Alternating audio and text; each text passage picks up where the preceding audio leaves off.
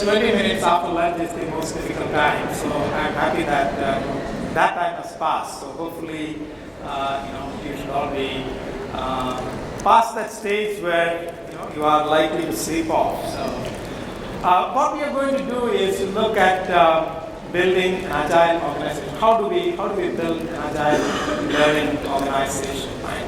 Now, I think this is sort of a rhetorical statement, isn't it? The traditional L&D, that as we used to know, is dead. And we do need agility in the learning and development organization. So we will start with that premise, that we agree with this, isn't it? I'm sure if any of you disagree with that, we can have a discussion later, right? But in this room, we will assume that we all agree with this need. Okay? So let's get started with a small activity. This is a masterclass, so we need to make sure that you are engaged in the discussion. So what I would like you to do is to try and look for the writing pads provided by the hotel, in your tables, and take out one loose sheet, okay, from this. And if somebody doesn't have it, please share it. Also, if you're standing, can grab a sheet from one of the ladies and gentlemen who are sitting in one of the tables. Grab one loose sheet. Take out a loose sheet and make sure that everybody has that. And please, for seconds for everyone to get one loose sheet.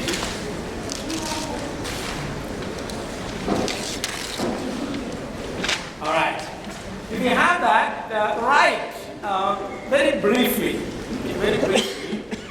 What do you understand by agile learning organization? What do you think should, if you have to sort of define an agile learning organization, how would you do that? Briefly write in your own words, how would you define an agile learning organization?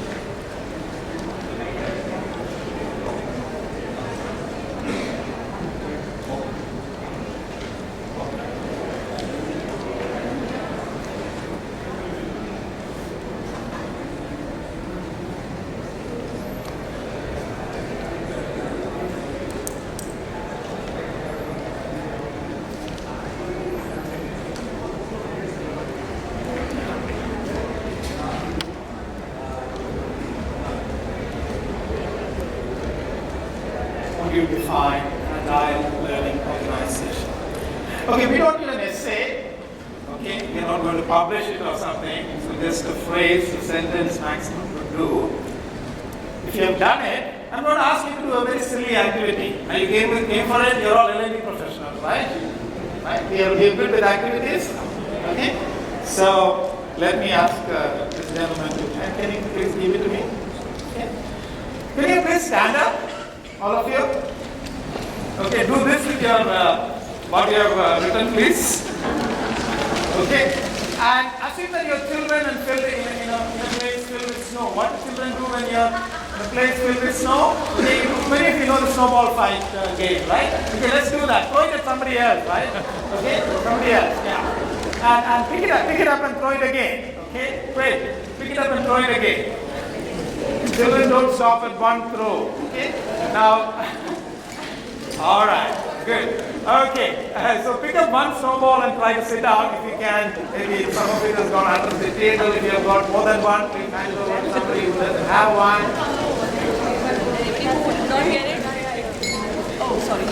Yeah, if too many have gone behind, please pass it on to people with friends. Okay. I know some of you may not get it back. It's okay. All right. I am of course going to assume by relying on the theory of probability that none of you got yours on back. Right? It will be highly improbable if you do that. But if you did not get any yours back, just open it and tell me what you got back. Is it the same as what you wrote? Yes? Similar? Slightly similar? Quite similar? okay, but probably never the same. All right. So let's take a quick shout out. Okay, we don't have time to pass on the mic and all that. Just a quick shout out. Okay, what are some of the themes that are there in these definitions? Flexibility. All right. Adaptability. Mindset of learning. All right. Sorry. Transformation. Evolving. Okay. Seamless. Great. Attitude. Okay. Ready for change. Customer centric. Oh, great. Customer centric. Now, all right. Okay, good. Now, we are all learning professionals, right? We are all learning professionals. What are learning professionals supposed to provide? Build.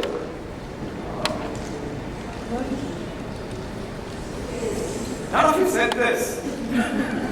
Why?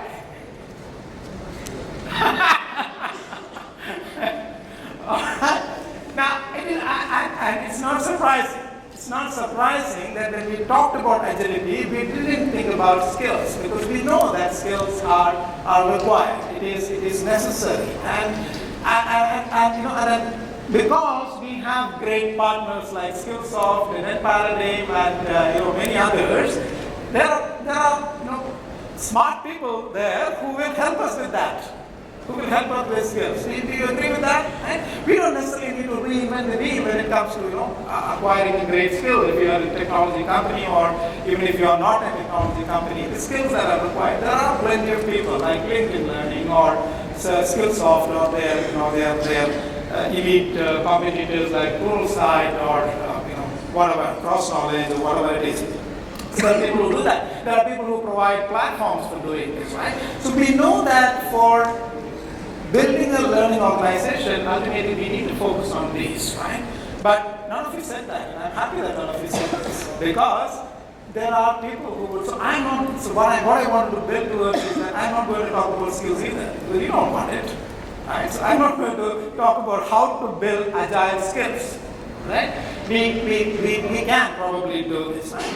And of course, as learning professionals, we know that beyond the skills comes the roles, and we have to prepare people in our organization for specific roles and things like that. So again, none of you again said that. None of you said that okay, we got to prepare people for future roles, or we got to help people to overcome the conquest by the artificial intelligence based robots and things like that. Right? We didn't talk about roles, but do you realize that most of what you talked about when it came to agility is this one? Isn't it? It's about building a culture of flexibility, building a culture of adaptability, building a culture of client centricity, building a culture of adapting to change and all that stuff.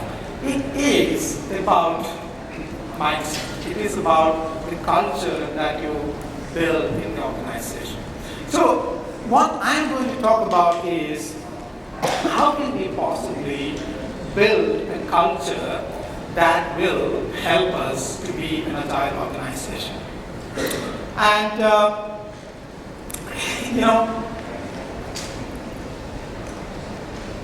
let me tell you this. If let us say we don't have a culture of agility, if we don't have a culture that will promote agility, what might happen is your organization might ultimately end up looking like this.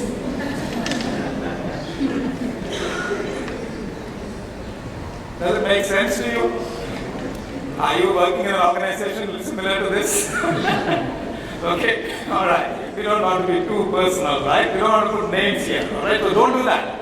Don't take a photograph and put names in it and it's this. We know that there are organizations where this is the situation, right? Why does this happen?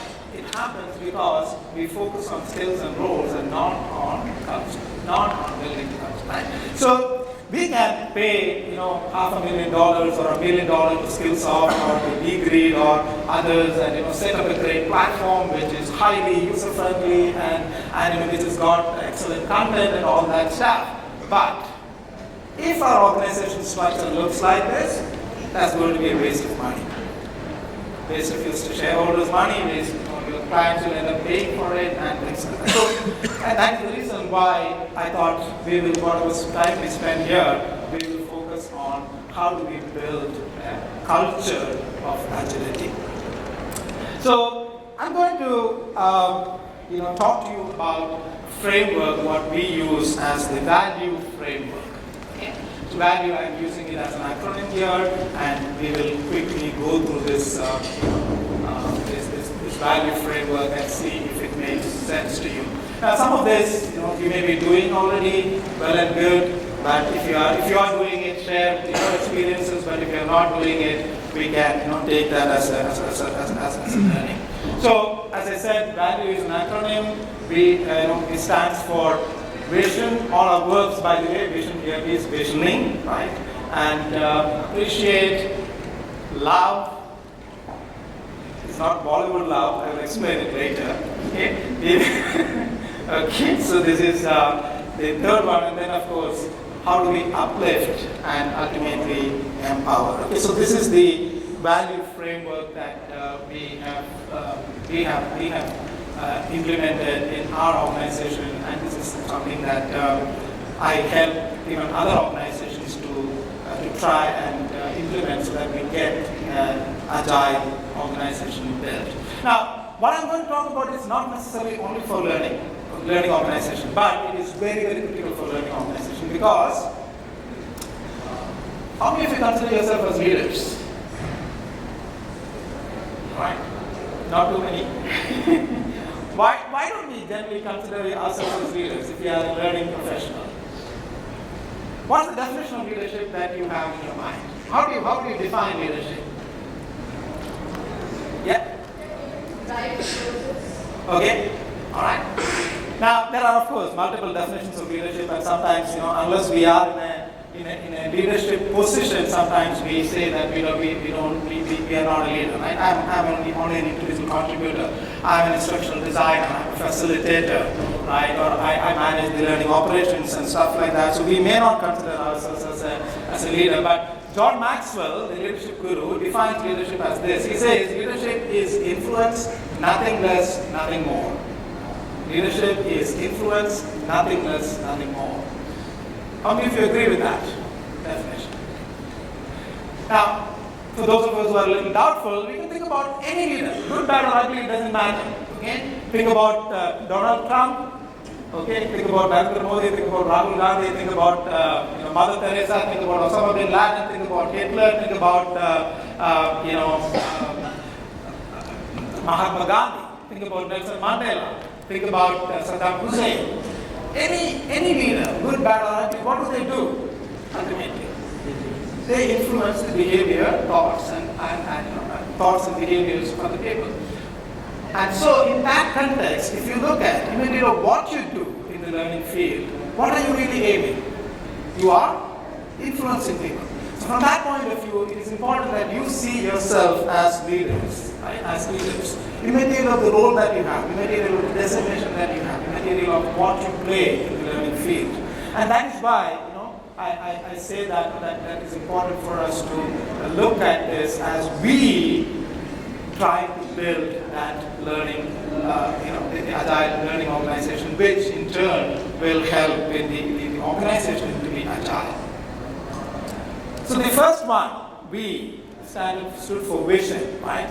It could be, I'm again, of course, using vision in the broader sense of vision, mission, goals, purpose, and all that put together, right? It's not just, I'm not going to get into a definition of what is vision versus what is mission and all that difference, but it's a broader sense of all of that.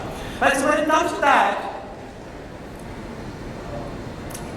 you might find it surprising that you might think that, okay, so what's great in visioning, right? But Deloitte did a study about a few years back and found that nearly 50% of the organization did not have a learning strategy. That is, a learning department or learning function by itself did not have a strategy. They, of course, they had organizational strategy, they knew that, okay, what is the organizational strategy, and then decided to do what is required to meet that organizational strategy, but they never had their own strategy. So, or the purpose and things like that. So, and one of the reasons is why it is so, because we think that, okay, visioning is the CXO level problem. They will do the vision, and then we are supposed to just execute it or follow it or cascade it and all that stuff. But we never see ourselves as people who need to have a vision ourselves. So that's the first thing that I want us to challenge. We individually and as an L&D organization within the department, within the organization, we need to have a vision for ourselves, which of course must be a higher purpose vision than just meeting the numbers. I know all of us need to meet numbers, right? How many training hours, how many people train, how many classrooms run, how much of budget did we utilize, how much is the smileys that we got, as Preeti Rao was telling you. So there's always a lot of those targets and numbers associated with it, but we should not be stuck to those. We should be able to see what's our purpose beyond these numbers, beyond what is involved in this and things like that, right? So that is the first thing that we need to look at. So that is where we will, I thought for those of you who asked this question, isn't it tough, or does it make sense and things like that, I thought we'll do a quick, 4-step process of defining our own personal purpose statement. Is it okay? All right, so let us do this. So step 1 is, so take a pen, here, make note wherever you want. If you want to make note in your phone or whatever it is, go ahead. Because this is something that I would like to stay with you, okay? What we do in these 4 steps. So, by the way, this is not my own. This is developed by Susan Fowler, the author. So let me give the credits to her. And Ken Blanch and Company is as a program. So I thought, in case you haven't gone through this, it will be a quick, a tool that you could use for visioning. So, go ahead and write it down. Okay? You use a piece of paper and pick about 2 to 3 characteristics. Now these characteristics, remember, these are nouns. These are things that you feel you're good at, or others have told you that you're good at it. Okay? It could be your good looks. All right, doesn't matter. Okay? It could be your, helping nature or whatever, intelligence, patience. I have listed out some of the examples. So look at those examples or think beyond those examples and just note down 2 or 3 characteristics that you think you are good at. So if you could do that quickly.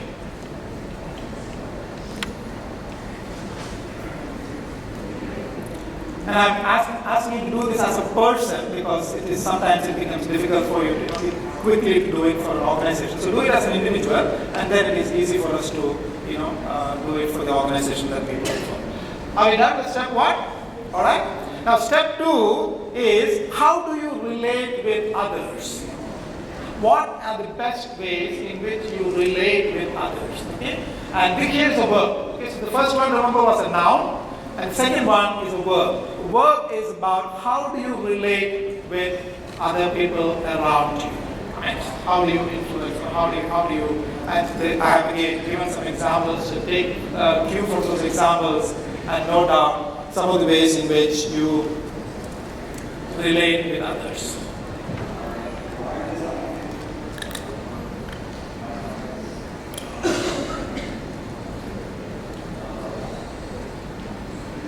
Now make it real, okay? Don't keep it aspirational. Don't think what you want to be. Okay?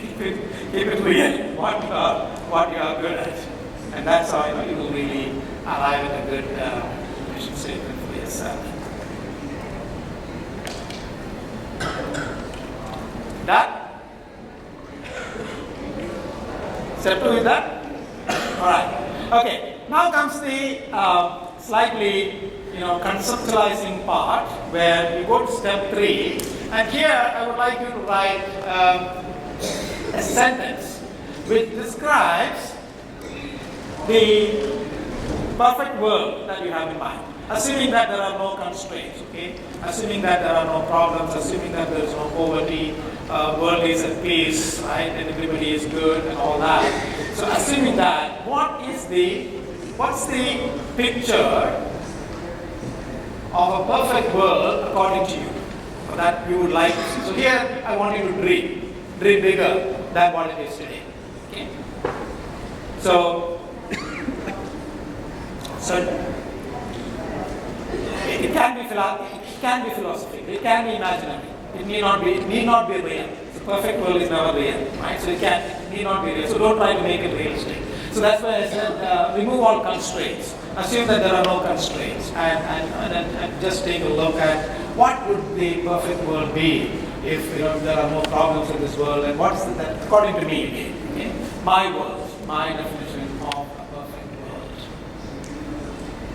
Again, I've given an example there, but you can note down something that makes sense to you.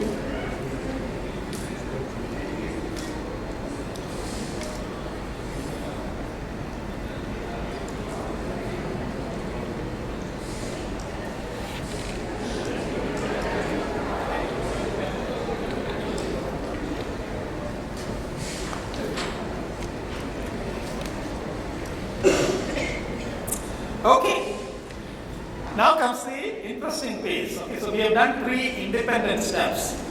The 4th step is simply putting these together. Okay, step 1, what did we define?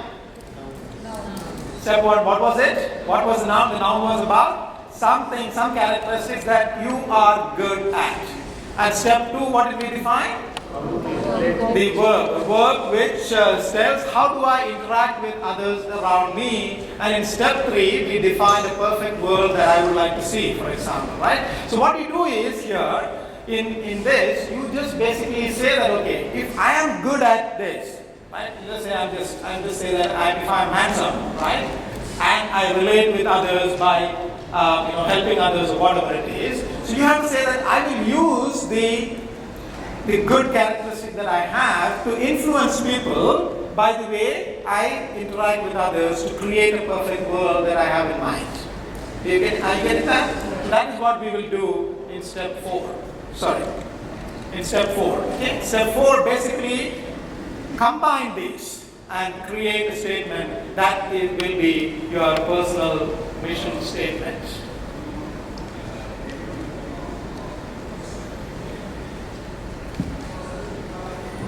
Basically go by this. I will use what I have to influence people the way I interact with them, and so that I can help create a perfect world.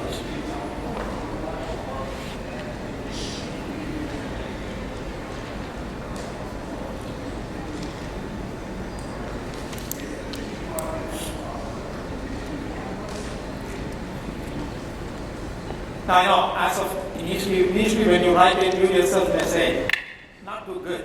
All right, don't worry. It will go through various iterations, but if you really keep at it, you will arrive at a great, personal mission statement for yourself. And then you can extrapolate it for the organization that you have, your learning organization that you have. Say that, look, in my learning organization, these are the strengths of my learning organization. And this is how we interact with others, right? Whether we use mentoring, coaching, teaching, training, whatever term that you want to use, this is how we interact. And what is the perfect organization that I want to create from an agile mindset point of view, to create that sense of flexibility, adaptability, and all that stuff that we want to do. Okay, so take this as a tool. You could potentially go to PMLnD.com and get probably this resources too. But I hope I've been able to give you a small taste of it. Okay. Do you feel good about it? All right. Yes. This question. What was the website? PMLnD.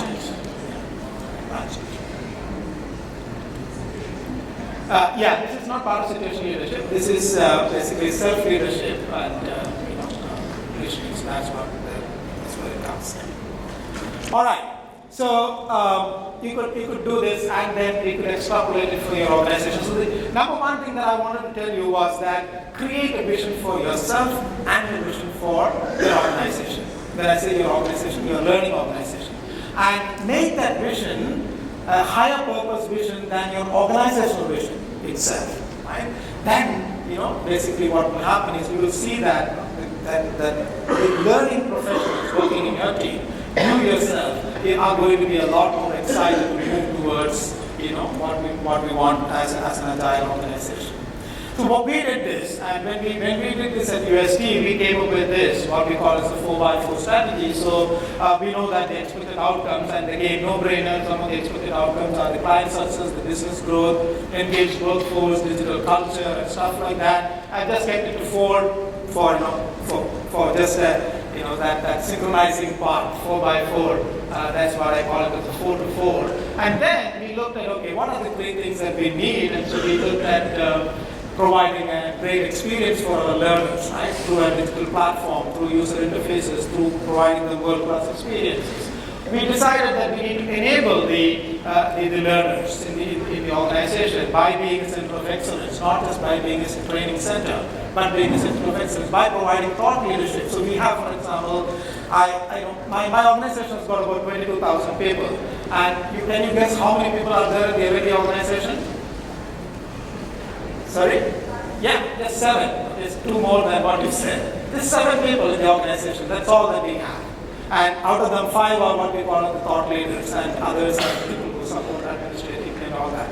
Balance everything we have outsourced. So we are a 100% outsourced organization. All that I have in my organization is this. We are a center of excellence with few thought leaders in the organization. That's it.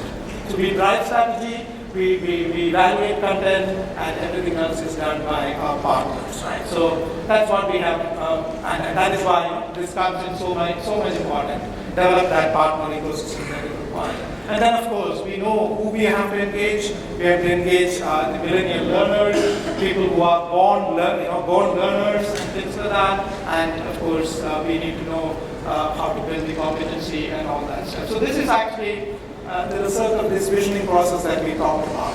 When we did it for ourselves and when we did it for the organization, this is what it came up to. And this is something that has helped us to stay agile, to be focused on the outcomes by working on engaging, enabling, and providing a great experience for that, right? So, and primarily, when you look at, for example, enabling, you need to choose the right partner, and that's where partners like Skillsoft, or Pluralsight, or LinkedIn Learning, or whoever else you choose comes into picture. And then, for example, if you have to provide a great experience, that's where people like Degrade or Edcast or others who provide great platforms of aggregation and things like that comes into picture. Some of you may be using them.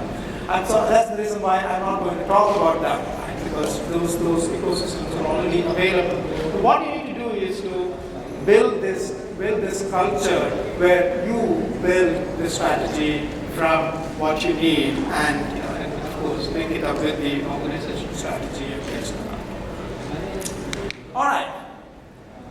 Any questions on this first B, visioning?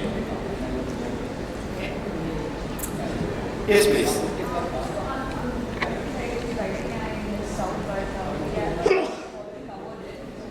So my question is, you mentioned that you have only 7 to 9 people as part of the L&D team, and major chunk is the thought leaders. So what was the rationale behind, having such a small team? I mean, like, I come from one of the industry where we have a huge L&D team. We try to drive, and I've been hearing throughout the day that it should be a pull model rather than push.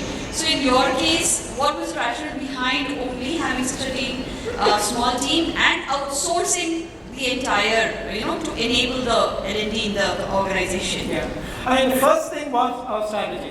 We strategically decided that is the direction that we want to go at. It doesn't mean that other modes are wrong. So let me get that straight. I'm not saying that if you have a in-house L&D department which manages the design, etc., it is wrong. It's not wrong. It just needs to align with what you want to do, right? So what we decided is that we will keep thought leaders and then depend on the expertise of the partners to meet those needs, right? So it provides us with the ability to select the best that is available in the industry, and if we need to change, it makes it easier for us to do, and if we have to probably change from one technology to another, it helps us to make that transition quickly so that I don't have to upskill everyone within my organization and stuff like that. So we have our own reasons. But beyond that, what I'm trying to say is that it must align with what your strategy and what your vision is, right? So this is something that we strategically decided that we will do it that way, and then we went ahead and did it. Okay? All right. So what was the second one in the value framework? A, appreciation. Okay, so this is very simple. Ken Blanchard says this: you got to catch people doing right thing. Right? I mean, as human beings, it is our tendency. We are wired to look at what is wrong. Do you agree? We are wired to look at what is wrong. We will find out what is wrong. Nobody needs to teach us what to find out what is wrong. Right? We will find it out. But it is difficult for us to look for things that are right. It is difficult for us to look for. So that is why, Ken Blanchard says, go look for things that people are doing right and appreciate it. So basically build that overall culture of appreciation within the organization. Help it to be, sort of prevalent. Help it to be, reaching everywhere. Help it to be, again, it doesn't happen just by itself. Obviously, there are systems that are required and things like that, in this. And we obviously have to appreciate our team, what we are doing, and we got to appreciate those who are learning and implementing those learning. Right? So we have, for example, we run this servant leadership program in the organization. We have different levels. We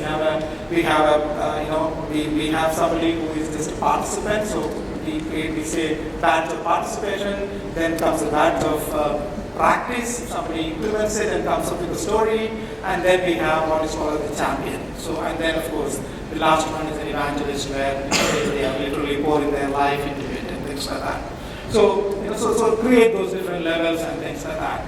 And so what we did is, as part of this thing again, is to revamp, rather influence the whole reward and recognition mechanism, where we are doing it in a digital way. We have an app, we have web-based ones, and the approval levels have been cut down for rewards and recognition. And there are different levels where people can just say, great job done, thank you, and things like that. Or they can give them points, which somebody can collect and get some goodie like a pen or whatever it is, or a hat, or a t-shirt or whatever it is, right? So you could do that either. So we call it your star. And it's something that is growing. So try to build that thing. And for learning, for example, my suggestion always, sometimes, we try to break our head trying to figure out a reward mechanism for learning. My recommendation is try not to do that, but try to integrate learning recognition into the organizational recognition system. That way it doesn't stand out as a separate mechanism or as a separate process and things like that. Yeah. So that's my recommendation on this.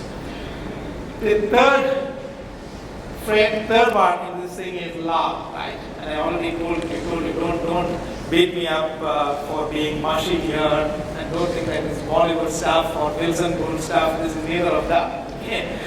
This is a verb. This is a verb. Love is, and the fact is that we like it or not, we love something. Okay? And as this quote says, you either love power or you love people. And the difference is, if we can teach our people as well as our leaders to love people rather than the position or the perks that come with it and things like that. So, and of course, put it in practice. Love what you do. Right? I keep asking learning professionals, why are you here? And if they say that, look, I didn't find any other career, and I'm here because I want work-life balance, or I think that I can travel more because of this and things like that, I tell them you have the wrong job. Quit. Right? Because you got to be able to love what you're doing, and then only you will be able to get that best there and reach that point. So that's really about love. And again, you may think that, okay, look, this seems very vague, it's an emotion. Remember, I repeat, I'm talking not about love as an emotion here, I'm talking about love as an action. Right? Because when you love people, you will be creating value for them. You will behave ethically. You will put others first. You will help others to grow and succeed. Right? And these are things that we in UST measure for our managers. We put them through a 360-degree assessment. And these are the things that we measure in the 360-degree assessment. It's not about other competencies. It is about how much do they, and if you see, for example, conceptualization, this is about visioning.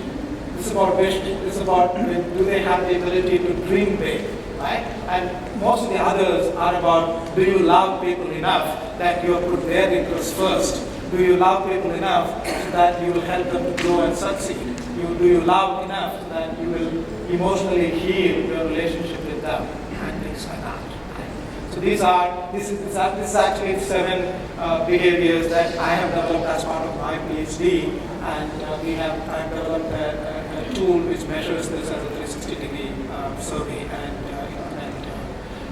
we use this for measuring, as we call, the love that managers have for people, and we give it them, tell them to take action based on these, and take it forward.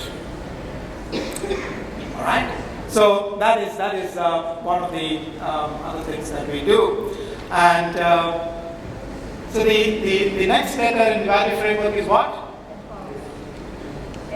After L, U, yeah. Okay, uplift. So let me just give you a sort of a demonstration of this, or how many of you have got small children, maybe about 3 to 5 years old, right? Okay, so many of you have got. Now let's say that you're taking this child to a festival, right? A festival which is crowded, a fair, a feast, whatever it is, and you are enjoying it, right? You and your spouse, you're enjoying it because you can see the festivities going on, you can see the lights going on, you can see the dancers dancing at places and all that stuff. And this child is walking with you, right? And then you hear that the child is whimpering, and you hear that she is tugging at your pants, and you wonder, why is she not enjoying? This is such a nice place. There are so many things going on here. Why is this child not enjoying? And then you do one thing. You bend down, look at the child. When you bend down, what do you see? All that you see is the legs of other people. Dirty shoes, skirts, legs, pants, right? You're not seeing any of those beautiful things. All that you're seeing, and you're able to see that, and then you suddenly realize, because you bend down to that person's level and saw what she is seeing, you empathize with her, and then you lift her up and put it on your shoulder. The child's face lights up. What's the difference? You just uplifted that child. You just lifted her up to your level of enjoyment and your level of what you're able to see. So, and as learning professionals, we need to be able to do that. This must be one of our biggest dreams, because we need to be able to lift up somebody else. But going down to their level, empathizing with them, and lifting them up so that they're able to see things the way we want them to see, we have been seeing, and things like that, right? That's really what uplifting is about. And so let me end with this last, empowerment. Empowerment, all of us know what empowerment is, right? And let me show you a quick video to demonstrate what empowerment can or cannot do.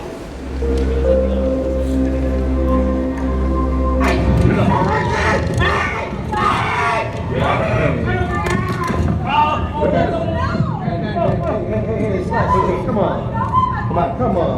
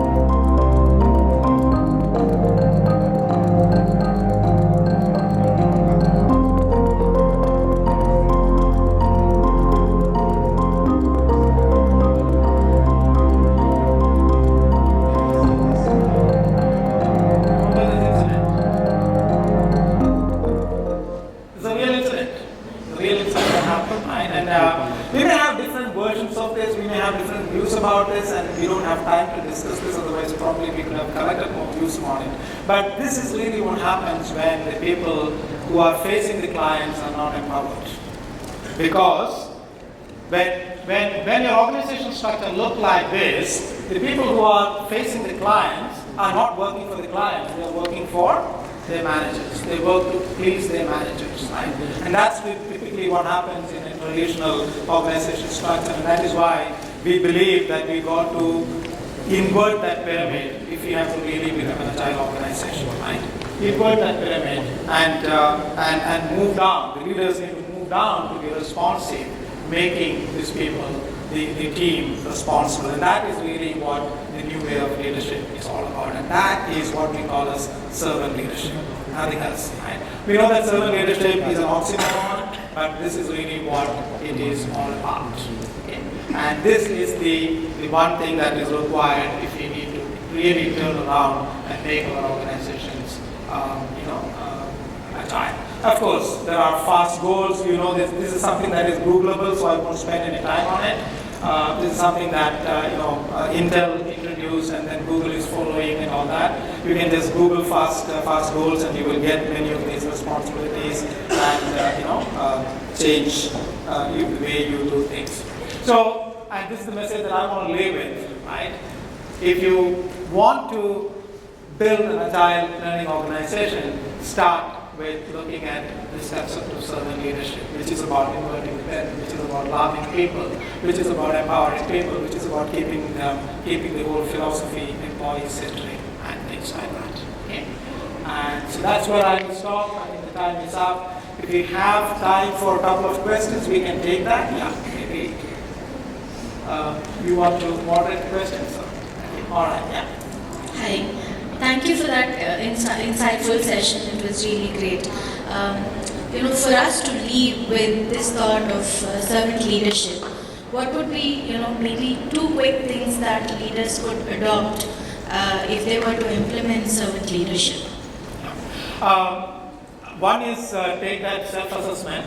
I spoke about an assessment. I can offer that. You can contact me. It is available for others also. They could take that 360-degree assessment so they know where they sit. And then we give them a practice guide to implement, take specific actions on that. So there's a program that we run and it's available even for others. So we can certainly do this. And it's something, it's certainly practical. All right? Okay? Let me stop with this, that servant leadership could be an oxymoron. You know what an oxymoron is?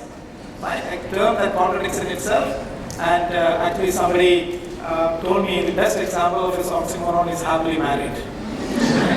So I don't want to get into that, but I leave it at that, but it's not. Okay? We can prove that, and we have enough evidences to say that it is more better than that. Okay? All right, thank you.